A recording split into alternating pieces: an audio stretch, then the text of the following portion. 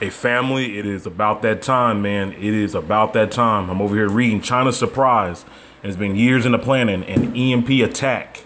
And yes, it will happen. We are at that time of the ninth plague, the blackout, 3 days of darkness. I wouldn't be surprised if this thing happened sometime near the end of June, sometime after the solar eclipse Sunday, or somewhere around early July.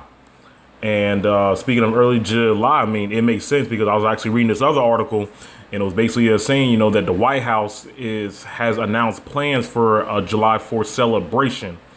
And I'm gonna tell you right now, man, the Most High is putting the spirit on these nations for World War III. You know, things are just getting stirred up. Things are already in place.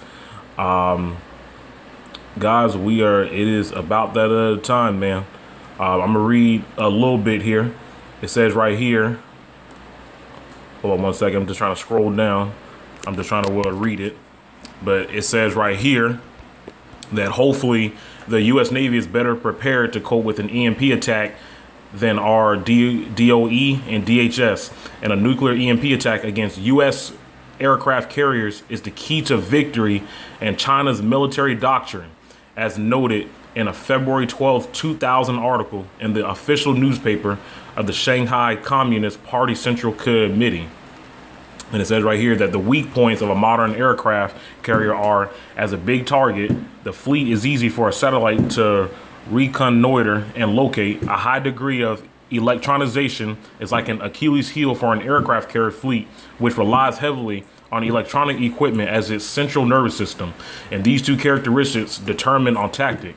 And therefore, military strategist Yi Jian said in the article, and Jai Fang Ribo, that the possession of an electromagnetic pulse, bombs, missiles, will provide the conditions to completely destroy an aircraft carrier fleet. And the way to complete victory in dealing with aircraft carrier fleets. And, you know, China, it's crazy because, you know, the U.S. is supposedly, you know, has the strongest military in the world. And, you know, you guys remember, you know, all those, you know, wars, you know, from, you know, back in, was it the 40s, 50s, whatnot.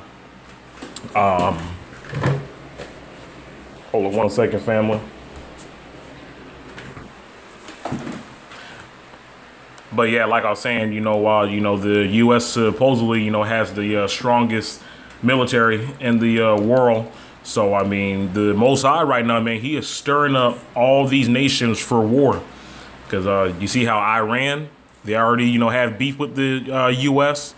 Russia, they're just standing back being, you know, quiet. I think that the Most High is going to put the spirit on Russia, you know, to get this thing going, you know. And who else, you know, has beef with them? You know, China, you know, all these different countries, Venezuela.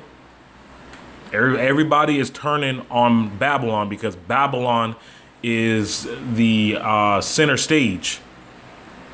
You know, this is where most of the Israelites are in captivity, most of Judah. You know, Judah is actually in Brazil too. But guys, this ninth plague, this plague will happen. I can see this plague happening by the end of this month. And I pray through the spirit of Yahweh Shem Yahushai that it happens this month, near the end of this month. If not, early July, on July 4th. That would be beautiful to have that ninth plague. But guys, we almost out of here, man. Because that ninth plague is almost here, and then, you know, after that, it's that 10th plague, and they're already chipping children. They're already trying to chip people to go back to school. So we almost out of here. This is it. This is the final exam. We do not have that much time left.